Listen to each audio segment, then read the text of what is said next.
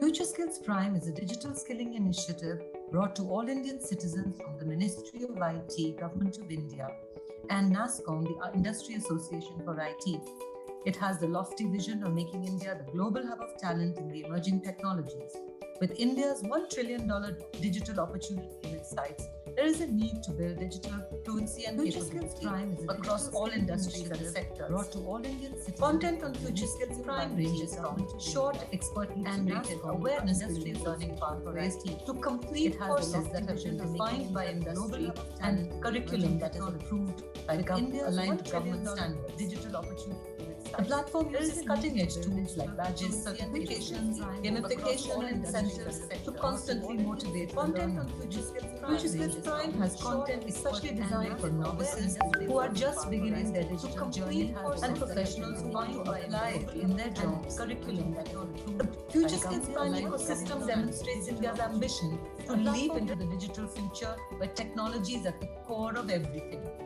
An affordable and credible ecosystem created through a public-private partnership of government and industry, it seeks to be at the forefront of the reskilling revolution necessary to make India the talent nation for digital tech.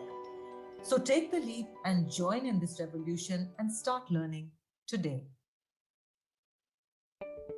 Future Skills Prime is a digital skilling initiative brought to all Indian citizens from the Ministry of IT, Government of India, and NASSCOM, the Industry Association for IT. It has the lofty vision of making India the global hub of talent in the emerging technologies. With India's $1 trillion digital opportunity in its sights, there is a need to build digital fluency and capability across all industries and sectors. Content on Future Skills Prime ranges from short, expertly curated awareness-building learning pathways to complete courses that have been defined by industry and curriculum that is approved by aligned government standards. The platform uses cutting-edge tools like badges, certifications, gamification, and incentives to constantly motivate the learner.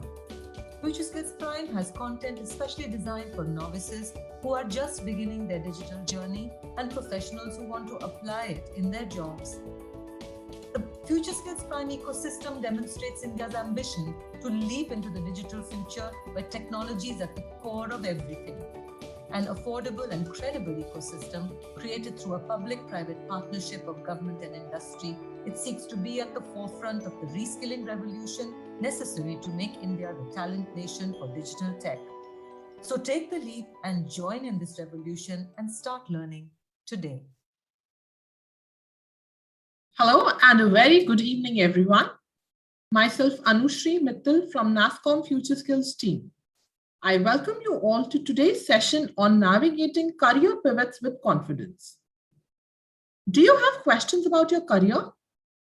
Do you want to know how to navigate changes to your workplace and your career pivots? Do you at times find yourself questioning your career choices? Do you want to take charge of your future and learn how you can create a purposeful career that adapts to your changing life goals? If the answer to the above questions is a yes, stay with us for the next 16 minutes as Ms. Seema Chaudhary, who is the Vice President Curriculum at Harappa, will answer these questions and many more. Prior to joining Harappa, Seema was the Associate Editor Mint and part of the leadership team. She edited Business of Life, Philanthropy, and Corporate Social Responsibility sections, as well as launched the Study magazine. Previously, she has worked at India Today and the Times of India. Seema has a master's degree in public administration from the National University of Singapore.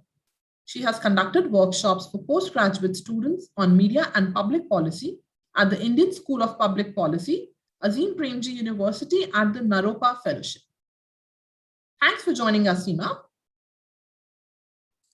Thank you for having me. So we are going to have 15 minutes at the end of the session for the questions audience. Please jot down any thoughts that you may have in the Q&A section, and we will discuss them then. Sure. Quickly now moving to the Q&A session. Seema, shall we start? Yes, please. Okay. So the first question that we got is, should I focus on a single job role career or build a more varied base that may be more in line with the dynamic work environment? I think one thing that we should all be aware of is that the average sort of life span of a career for most of us has gone from 2 or 3 decades to almost at least 3 or 4 decades now, 5 decades. And with the technology, and I presume most of you are working in the field of technology, you know how quickly things change. So, can you actually ever stay in a single job going ahead? It's unlikely. Can you stay in a single role? Unlikely. What you really have to do is build skills that you can easily transfer from one kind of role into another, into another, into another. And this is something that most of us have had to learn to do.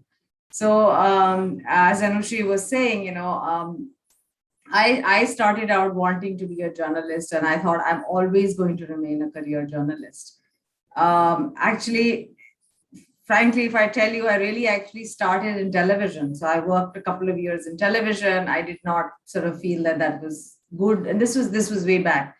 Moved into journalism. In journalism itself, I started covering a very specific beat, which was corporate social responsibility. So I went ahead and sort of trained myself in public policy because that was most relevant. And at some point, I believed, I thought that I wanted to pivot. I wanted to change completely, and I moved into ed tech. I write curriculum now. So it's not that I have left the skills behind that I learned in television production or I learned in journalism or in public policy. It's that I've picked the best that I knew from all of those different jobs, from all of those different careers, and I brought it to my next one. So I think that's what most of us will have to do going ahead. Does that answer your question, Anushri? Yes, Seema, that was very helpful. I think for people who are starting to get into any job or who are already, professionals who are into the industry, I think this is going to help them a lot. Learn from wherever from all the opportunities that you get, and then put them all together and decide what's the right place for you. And constantly be aware that there'll never be what is right for you today. Maybe 5 years down the line, it would be something that you don't enjoy. Maybe the relevance of that job goes away.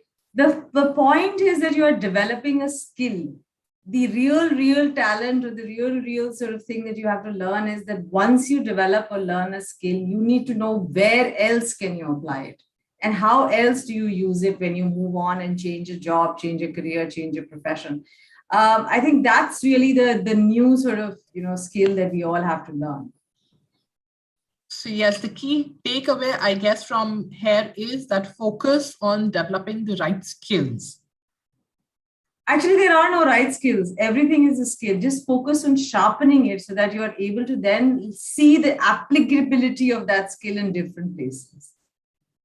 Sure. The next question that we have received is, there are so many changes in my field all the time. How can I better prepare myself to be always ahead of the curve?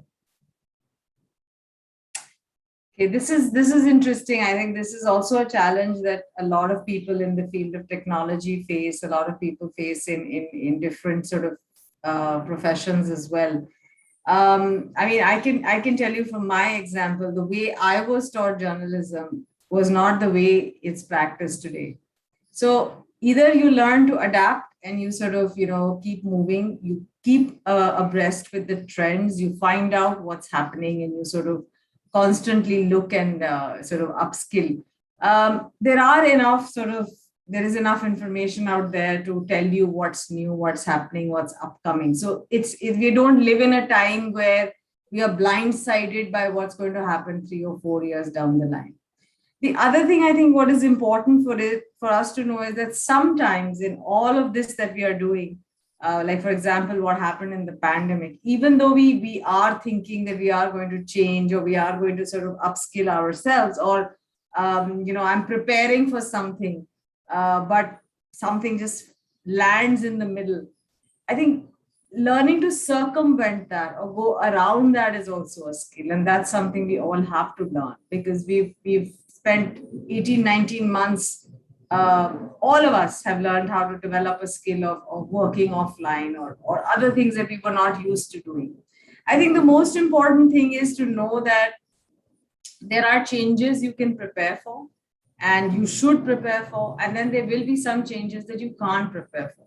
The only thing you can do is look within yourself and keep yourself ready to sort of, deal with any difficult situation that comes. For this, what we normally at Harappa say is, we have a course called Embracing Change. And in that, we talk a lot about, something about grit and resilience, which is basically trying something or trying to reach where you want to go again and again and again. And it's not always possible to get it at one shot, but if you fail, then that doesn't mean in the first run that it's not meant for you. Sometimes you just have to change your perspective, maybe try again, maybe come up with something new so that you're able to go there. That's really the only way that you can sort of stay prepared for the different changes that are going to happen in your life. A couple of tips, I think one or two things that we can all do all the time is always keep your CV alive. A lot of us think that we've got a job and then we forget about it. And we forget to keep adding things into our resume and taking things out that are irrelevant, sorry. So keep your resume alive, keep changing, keep adding things that you're sort of doing new. Keep learning, picking up new skills. There is so much available these days. You don't always have to go to a college or always have to go to a institution to learn. I think this 18 months have taught all of us that we can continue to train ourselves on our own if you're really keen. I would also say that one way to sort of prepare yourself for change is to find a mentor or find someone that you look up to and see if not every month, maybe once in 2 months, maybe you can have a conversation with them about where your career is going, what is it that you can do better. And then when you hear that advice, use it, use it to prepare yourself to change your path if you can. Does that help? Seema? Yes, I think the tips that you gave are really helpful. One is, yes, to keep updating the CV, being relevant in the market, and to have a mentor. I think very important. Moving to the next question that we've received is, how can I deal with anxiety about my career? It seems like too many things are changing. Sometimes it's the nature of work, the other times significant changes in my team. I think that's a very tough one. And I think the pandemic doesn't help. Many of us face that. I'll be dishonest if I tell you that I don't face anxieties on and off about where is this going? What am I doing? I think 2 or 3 things that help me a lot is, and I wish I could show you my little sort of notice board that I've put up on my table. I tend to write a positive message for myself every day. I also, and this is something that a coach sort of explained to me, was to say every morning, even if you're able to write 4 or 5 things, that you're grateful for, that make you happy, that make you sort of, feel good about yourself, then do that. Perhaps just one line of what you want to acknowledge yourself for in that day. What is it that you did in the past day that was difficult, but yet you did it and you did a good job of it? Tell yourself that you've done it. I think that helps a lot of us, because I think in this period, because we are dealing with anxiety, because we are socially isolated, because we don't have that connect that we want with people, at the end of the day, all of us need that. The only person who can help us is ourselves. So it's very critical it literally takes you 5 minutes to write those 5 sentences every morning. And the day I don't write it, I feel like I've missed something. I think that's one sort of, thing that I would leave you with. I think another thing is, and this is a framework that we use in one of our courses, again, Embracing Change, which is called the 3 Ps framework, which is basically tell yourself that this situation that you are in, which is whatever situation that's causing you anxiety, it's not permanent. It's not going to last forever. The second P is that it's not personal. It's not just happening to you. Somebody out there has not just picked you up and put you in that spot where you are feeling that anxiety. And the third thing to remember is it's not pervasive, as if it's not happening to every aspect of your life. Maybe your work life, maybe your professional life, but something else parallelly will be going on. Okay, focus on that for that period of time. I think those are things that will help you to deal with anxiety and help you to sort of understand how to sort of carry on as you move along. I guess it's important to keep yourself self-motivated. I mean, whatever. Yes, and pat yourself on the back, I mean, it's important to do that because it's not been an easy 18, 19 months for anyone. Right. Right. People have had personal losses and still, so many things, right? Right. Thanks, Seema. Going to the next question. Someone has asked that I wish to make a career transition for which I may have to learn new skills and change my current job to probably a lower paying job. And my parents do not seem to understand the long-term benefit of this. So how to deal with it? That's a slightly tough one because, at the end of the day, money is important and I won't deny that. And I think sometimes, yes, parents, because they are not all the time in sync with what may be the latest or the most sort of interesting thing for you to do, they may not understand that, especially if you have a stable and good job. I think one way to do this is if you are going to make that transition, then perhaps have a side hustle, as in have another job where you can generate some level of income to supplement the income that you are sort of getting in that low paying job, but the job you really love. I think that reassures parents and it also reassures you. And transitions are always difficult periods. If they see that, if your parents, and I get that a lot of us do owe a lot to our parents and we must make them feel comfortable. If they see that you're making that effort, in all likelihood, they will understand how important it is for you. And a side hustle, it's not easy because I know that you're going to be in a new profession. There's something new you have to learn. But yeah, I mean, that's one suggestion I can give you. A side hustle is essentially maybe a smaller or a less important job, but nevertheless a job or a role or a function or a project or a gig that gets you some money to supplement the loss of income. I think that should do the trick for at least a few months. Yeah, it might be a little extra effort, but might help calm down the parents maybe. Okay, going to the next question. What role do you think continuous learning plays in life and career? So in one of our courses called Leading Self, we talk about something called a performance equation, which is essentially talks about your potential and how do you have to, if you really want to maximize your potential and really up your performance, then you really have to get rid of interferences or things that hold you back. So I think not learning continuously or not seeing the need to continuously upskill is an interference. It is something that's holding you back from realizing or unleashing your potential.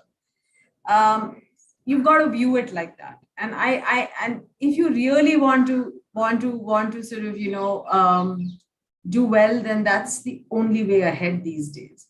I think a lot of you do work in technology, or you're coming from different fields. You'll realize, and I think the pandemic has shown us, if you don't want to constantly learn and change the way you look at things, you will feel frustrated, you will feel stuck. I'll give you a very small example, and I don't know how many of you will relate. I don't know if your parents are as old as mine, but for the longest time, my parents absolutely refused to do anything with WhatsApp. nahi, hum kaise seekhenge? We are so old. Hame kaun sikhayega? Hame nahi aata. And I think it took them like they had smartphones for almost a year and a half before we finally managed to sit down with them and explain. I think 3-4 din hame baar sikhana pada, and once we were able to do it, I think I mean, WhatsApp is a very small example, it's not really a skill. But if they continue to resist learning how to use it, they would have been left out of all the family groups, all the satsang groups, all the fun that other friends of theirs had. And it's only when they pushed themselves to learn the skill, and they drove us mad, by the way. But it's only when they learned that skill that they sort of manage now on so many things, you know. So learning is not just for entertainment. Learning is also to help you constantly move along in life, and things are changing so fast. If you're not going to continuously learn, you're going to be left behind somewhere or the other. Thank you. Thank you, Seema. I think being agile in this time is also very important. So the next question that has been asked is, do you think continuous learning is as important in the later stages of career? Absolutely. Continuous learning is actually an extension of curiosity, right? If you're not going to be curious about something new, something that you don't know about all the time, how will you grow? And I think as human beings, we live when we are curious. We live when we want to try something new all the time, when we want to know about something. If you're not going to invest in that, if you're going to keep suppressing your curiosity, you will be left behind, right? And why should it only be important in the early stages of your career? In the later stages as well, I mean, your curiosity doesn't go away. I mean, I, for example, went to do my master's degree in public policy in my 40s. I went for a full year to stay on a campus and become a student again. Why? Because I was curious. I wanted to know that if I'm covering corporate social responsibility, where are these policies coming from? How do they impact us? I could have just continued to write the articles the way I was writing. There was nobody else who was covering it the way I was. I didn't have to do that step. But it was curiosity. It was a very late stage in my career. I was a pretty established journalist. There was really no need for me to do that. But it's part of wanting to learn new things and understand new things and get new exposure. And that can happen at any stage of your career. It doesn't have to be the beginning or the end or the middle. Yeah, I think that's very important, to be open all the time, being, open to push our limits a little to learn that extra thing, go that extra mile. So yes, I think that's a great learning. And Seema, we've got one very interesting question from the audience. I see in the chat window. I would want to take it right now, which is how to motivate ourselves after failure. I think very important in this time. Yes, it is. And it's important every time. It's not just the pandemic. I think the problem is that most of us are taught from a very young age that failure is bad, that if you fail, you are losing something. I think the main really way to sort of motivate yourself is to understand that every time you fail, you have learned something that you will not do again, or perhaps do again. I don't know. But every failure is actually a way to learn. And I know it sounds esoteric and it sounds all of those things, but actually it's really true. And if you are going to sort of put down your failures and you keep a consistent record of them, you will learn not to make those errors or those mistakes again, or you'll perform better. And I think that's how you will grow. And that's how you will motivate yourself. It was a very interesting, sort of video I saw recently where it was an artist sort of, showing you how that person kept trying to climb the steps and would fall down after it. It's the snakes and ladder game, right? Every time you're playing that game and वो सांप काट देता है तो आप एकदम नीचे आ जाते हो. But do you stop playing? नहीं ना, क्योंकि वो game होती है and you continue to play. Similarly in life, right? एक job नहीं मिला, कोई बात नहीं, उसमें से सीखो next. And believe me, I'm not talking through my hat. It's happened so many times to me as well. And you will have some days you will feel bad about it. Some days you won't be able to get up. Give yourself that time and keep telling yourself. Again, I would say, this is where journaling comes in. This is where writing those 5 steps. This is where that acknowledgement statement comes in. Hey, I acknowledge that at least I tried for that job, right? And I learned this. And maybe the next time you have another offer or another sort of interview call, or maybe another thing that opens up in your company, you will be able to try again. That's the only way to keep yourself motivated. A lot of this is in our own hands, and I think we have to remember that. Yeah, I think that's the way to move ahead. Okay, coming to the next question, Seema. It's about the world has literally gone virtual overnight. And now at the more than 1 year mark, most of us are at some level comfortable with it. But I feel that the level of connect with my peers is simply no longer there. Basically, we're not meeting them physically every day how we used to. So what can I do to establish old equations? I think you have to make the time to reach out to people, and outside of work, whether it's a WhatsApp message, whether it's a request for a phone call, which is just general casual conversation you would have had with somebody if you were in the office. And I think the other thing you can do is, if you know somebody has done a good job, if you know somebody is struggling, either offer help, to say, hey, listen, I heard that this could be, or somebody told me that this is an important project you're working on. Can I help you with this? Or I can do this for you. Or alternatively, if you know that, they've cracked a deal, they've done a good job at it, it's just a one-line message saying, hey, I heard you did very well, congratulations. Or if somebody does something for you, helps you in your work, take that time out to write that one-line email saying, thank you so much. I think those are some of the easy things to do. Also, I think one way to keep a connection with your peers alive and going is, if they're asking you for something, or, they are struggling with something, respond.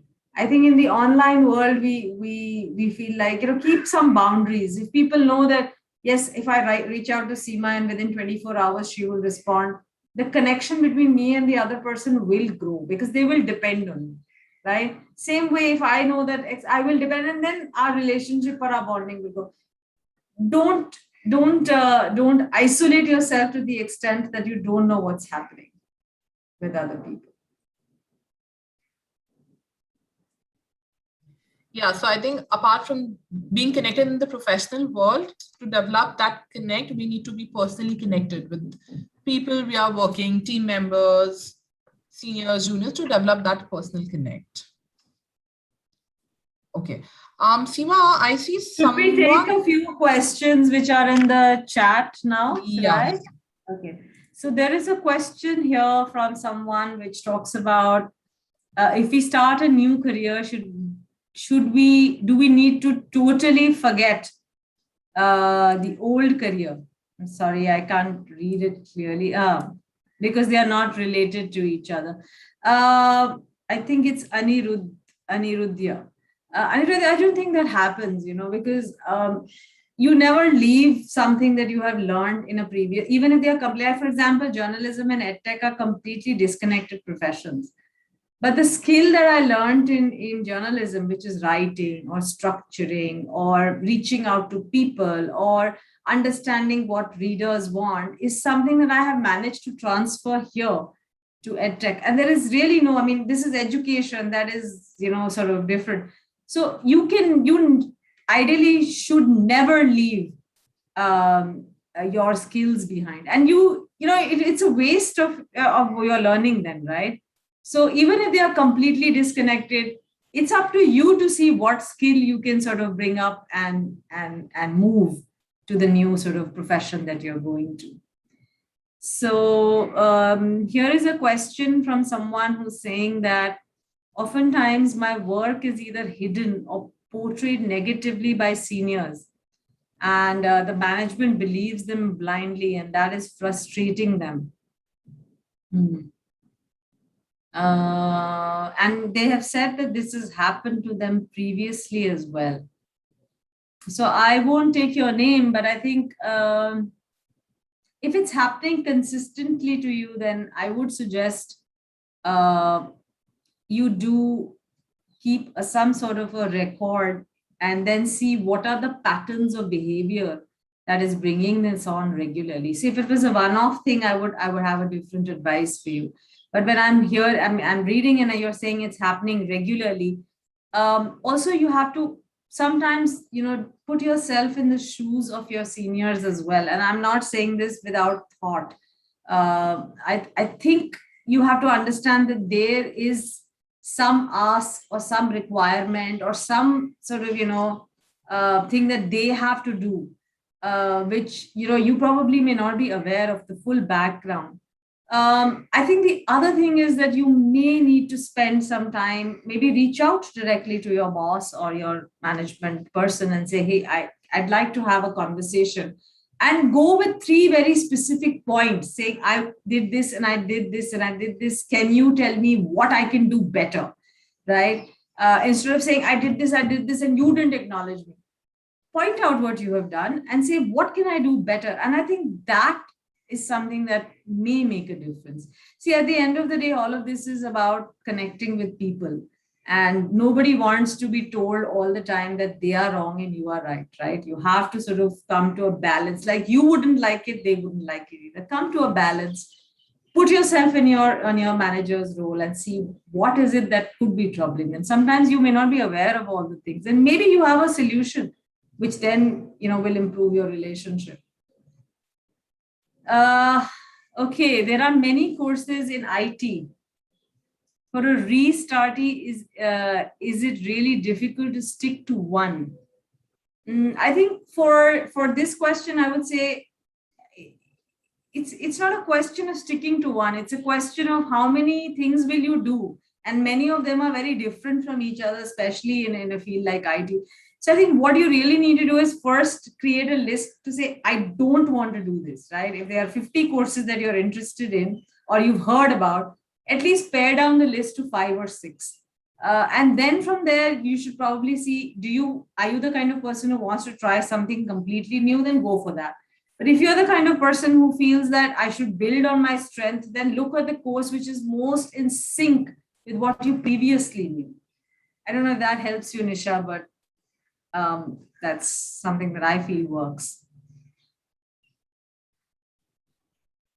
Okay. And let me know if the time limit is up, because then I'll stop. There are many. Sure. Yeah, we have few more questions. Maybe we could take them later. I would like to ask the most important question of the session now, Seema, which is what can we do to work towards building purposeful careers which are in line with our life goals as well? How can those in the early stages of their career find their calling and gravitate towards that?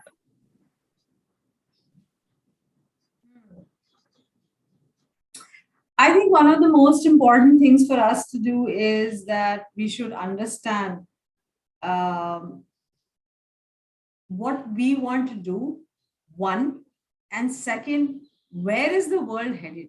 What is it that are the sort of things or the common threads that report after report is saying? What is it that employers are looking for? All of us cannot become entrepreneurs and do what we want to do, right? I think the other thing we have to understand is that any job, or even to become an entrepreneur, is really finding a problem and solving it, right? You are not going and doing a job because it's a place to go to or whatever. It's a problem that the organization is promising to solve for people, or it's a problem that you as an entrepreneur will pick up to solve. So be very clear about that. And I think one of the most important things in that is that your calling will come from understanding yourself first, seeing what really excites you, and then also understanding that whatever profession or career that you pick up is really about solving the problem, and how best can you solve that problem. Once you train yourself to think like that, you'll find it easier to approach this. I think a couple of other tips that I'd like to give is to say, whenever you're making a career goal, make them small goals to start with. You may have a big picture, But to reach that big picture, you need small steps, small concrete steps. Very important. Make your career plan and remember that it's never fixed in stone. If you're going, that's the whole purpose of this. It will change from decade to decade. Every 5 years, it will change depending on what's happening around you. But have that plan, because once you have it, you'll start working towards a goal and you'll build those small concrete goals. And finally, realize if it's not working, be flexible, change things. Setting targets for yourself is one of the most critical things that you can do for yourself in your early stage. I want to, and it doesn't always have to be a materialistic target. I want to be able to say, do X by 2 years of my career. Then you will automatically start working. If you just go into a job saying, "Naukri mil gayi, paise mil rahe hain, promotion is not always the only goal, right? ये promotion के बाद मुझे क्या करना है? How do I sort of fix that? Those are some of the things you have to think about, and work with. Thanks, Seema. I think that taking baby steps is very important because it, keeps motivated to take those steps. And once we start getting those little achievements, it keeps us motivated more to go ahead and achieve what we finally want to. So that's very helpful, Seema. Another question that I have is, it's a follow-up question to my previous question. One last question I can see here. Sure. Does this career portfolio have any relevance in India? Meaning multiple, yeah, of course. I mean, I'm sitting in front of you, right? I've had 6 careers in the last 2 decades.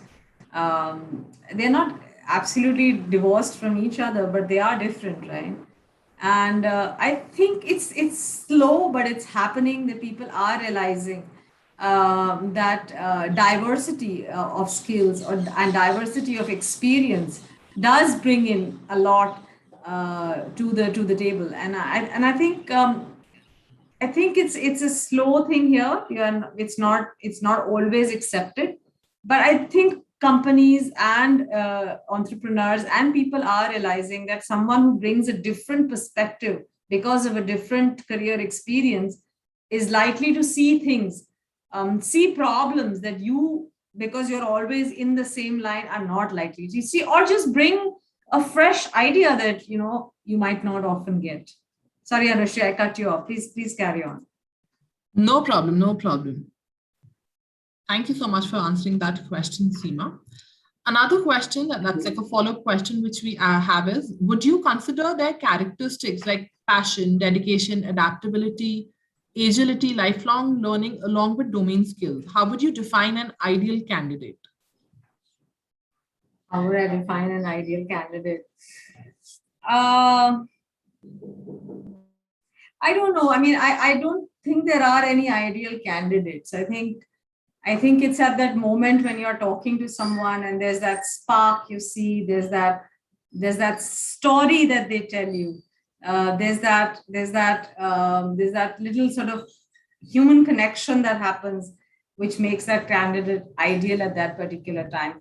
And I say this often because, on paper, 2 people with the same skills or the same degrees often go into, especially in campus situations, often go in and one person gets the interview and the other one doesn't. I think what's really important is how you communicate. What is it in that 30 minutes or in that 15 minutes that you're telling people? How are you sort of presenting your case? And I think a lot of times, many people don't spend enough time thinking about that. So an interview is not just about what are your technical skills. The person is also seeing, can this person handle some level of stress? Can this person structure their thoughts and talk to me? Does this person come to me with some level of research? I think one of the things that always impresses me personally in an interview is if the candidate is on time, if the candidate has made sure that they have read about my organization. The one who actually researches me before they come in, it impresses me even more. Someone who always sends a follow-up email after the interview to say, thank you, I had this thing. I was really impressed by somebody recently. I asked them a question in the interview and they couldn't answer it. And within 30 minutes after the interview finished, he actually looked up the question answer and wrote a message saying, this is what you asked. I couldn't answer it at that time, but this is what I think it is. I think that effort makes a difference. So yeah, if you ask me, I think on that particular day, that candidate, because of the way he communicated, because of the way he followed up, because of the way he had the foresight to tell me at that point that I can't answer this question, I will come back. All of that made him an ideal candidate. That's really nice to hear, Seema. The last question that I have for this session today is, what would you like to say to professionals who lack soft skills like communication, lifelong learning, etc.? What would be your recommendations to someone who wants to transform into the ideal candidate as described by you? I mean, I would say that every single report, whether it's coming out from a McKinsey, whether it's coming out from any of the big four consulting firms, every time we are talking about future of work, we are constantly saying that the machines will take over some part of our work. We know that. What is it that will separate you from the machine is the skill of problem solving, is the skill of critical thinking, is the skill of good communication. You can call all of these soft skills if you like, but these are the skills that will differentiate you from not just another candidate, but also the machine, right? Because the machine can do X number of things in a certain way. You can do X number of things in Y different ways, right? That's the skill you bring, and don't forget that. I think it's very, very important to keep that in mind. And these are also skills that you are not always born with. These are skills you can develop with practice, with learning, with some of the courses that NASSCOM is offering, some of our courses that are on their platform. It's very important to understand that we can build this. It's communicating well is not a talent. And let me also tell you, or a natural born talent, someone like me who was writing all throughout my life was told 2 years ago that I'm probably not a very good communicator, right? It's a perception, but I worked at it. I have worked at it. I have read about it. Up to 3 years ago, I didn't know how to make PPTs. But I had to learn that, right? Because that's the way you communicate with people if you have to put your point across. So all of this is learnable, all of this is doable, and anyone can learn it. And I think that's the critical thing that we need to remember about soft skills. Thank you. Thank you so much, Seema. I think all that we've learned today in this session, especially the tips that you gave, are going to stay with us lifelong and not only help us professionally, but personally as well. So I would like to thank you again on behalf of all the attendees for answering those questions. It was a pleasure to have you with us. With this, I would like to conclude the session today. Thank you all for attending, and I hope that you've learned and enjoyed this session thoroughly. Have a pleasant evening, everyone.